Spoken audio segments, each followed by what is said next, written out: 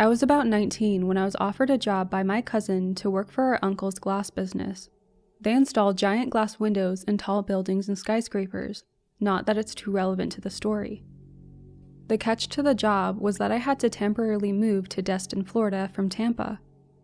My cousin lived in Russellville, Alabama, and I wanted to go visit the family there and leave with them together to go back down to Destin. This was my first long-distance road trip, and my first trip away from my immediate family.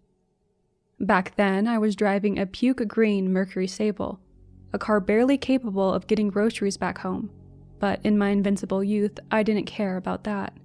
I was just so pumped to be spreading my wings and getting out into the world that risks didn't concern me. My mom and dad tried to get me to plan and pack better, knowing the trip would have its pitfalls. But it wasn't like the trip was going to take days and fast food exists, so I wasn't stressing out about that. I mean, I'm not stupid. I packed for the trip and staying for a few months in Destin, but they wanted me to bring food, water, emergency supplies, etc. I declined because it wasn't the 1930s, and of course there are gas stations at every exit, and I had a Razor flip phone. My thinking was, what could possibly happen on two busy interstates? It wasn't like I was going to some far-off country with no cell service. Anyway, fast forward to the trip. I'm a Florida boy, so I had no idea that Alabama could get so cold, and I had no idea the heat was broken in my car. At first I'm thankful because by the time I reach Alabama, I'm tired as hell, and I had made a lot more stops than I anticipated. I still had a few hours to go, and the cold air was keeping me awake. Finally, I pull off of the interstate and start heading through these smaller numbered roads. The roads didn't have any conventional names like in Florida. They were just numbered, which I found odd. After driving on those for a bit, I started being sent down gravel roads.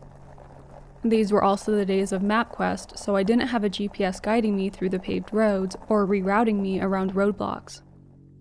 I was starting to get hungry, and I thought back to my parents telling me to pack food. I should have listened. The sketchiest thing about MapQuest was that you just printed out the directions. You didn't have a map to fall back on, so going out of your way to find fast food at an exit came with the potential of legitimately getting lost.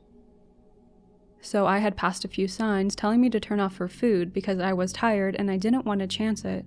Instead, I was looking for something off the side of the road that I could easily pull in and back out with no fuss, and more importantly, no risk of getting lost. My prayers were answered a little down the road when I saw a beat-up old country grocery store on my right-hand side. It didn't have a name, it just said, grocery, across the front of the white building. I pulled in because the light shining across the grocery sign was on, but found it odd that most of the lights inside were off. This gave me the creeps a little, but didn't stop me from going up to the door. I was starving, and maybe this was a 24-hour place. I saw a shadow move across the back of the long aisles as I approached the glass door and surprisingly opened it with ease. At this point, I half expected them to be closed, due to the lack of lighting inside, and hoped the owner would take pity on a tired traveler and let me grab some snacks. I called out, "Hello?" No one answered. I said something along the lines of, "I saw you when I pulled up and was hoping you're still open." Again, no answer. Now, this was really naive of me, but I assumed the owner was older and couldn't hear me. There was a constant buzzing sound coming from the back. Or maybe he was deaf, so I went further back into the store. It honestly didn't smell great inside, and I hoped they had at least some chips or something. At least those are sealed. Suddenly a man emerged from the back. I'm so sorry. We were just about to close. How can I help you? He asked with a smile. He nearly made me jump out of my skin at first, but he seemed friendly enough. Not the old man I was picturing, but actually a younger guy, maybe in his 30s. Yeah, I just came up from Florida. It's been a long drive. I was hoping you guys had something to eat for the trip. We have plenty. What are you looking for exactly? He said, without taking his eyes off of me. The guy had a weird, unblinking stare that put me on edge, but what made me most uncomfortable was his smile. He smiled big, but his eyes never moved. As in, the only way you could tell he was conveying an emotion was by looking at his mouth. The rest of his face stayed the same. Most people, you could tell that they're smiling even if their mouth was covered, because you smile with your whole face. Not this guy. Yeah, just some chips, maybe a Coke? Do you have Doritos? Of course. He said, walking past me. He locked the door behind me before turning and smiling. Don't want anyone else walking in. He chuckled. Him locking the door was creepy, but I shrugged it off because the reasoning was sound, even though it felt off. Follow me. The guy said as he walked towards the back of the store.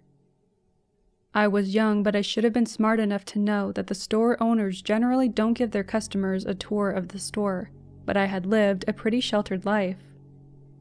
I could feel that something was off, but I didn't want to offend by asking questions like, "What's that smell?"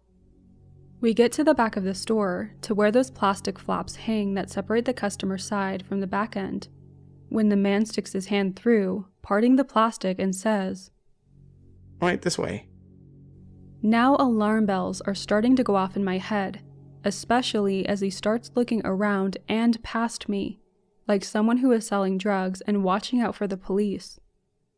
Back there? I ask, and start to back up a little. That's when I notice the chips beside me on the aisle. Yeah, back here. We got our good stuff in the back. You can come take your pick.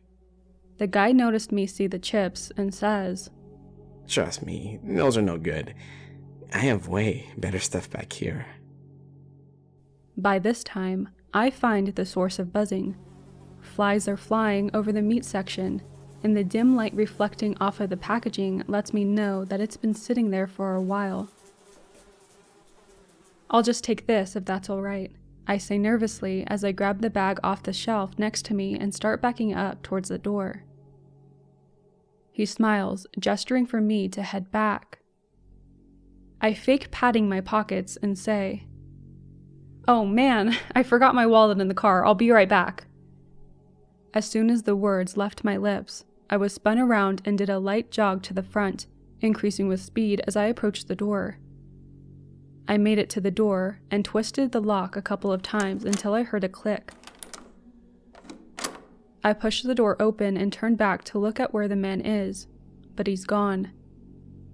I jumped into my car and sped out of the parking lot, and didn't stop again until I reached my cousin's house.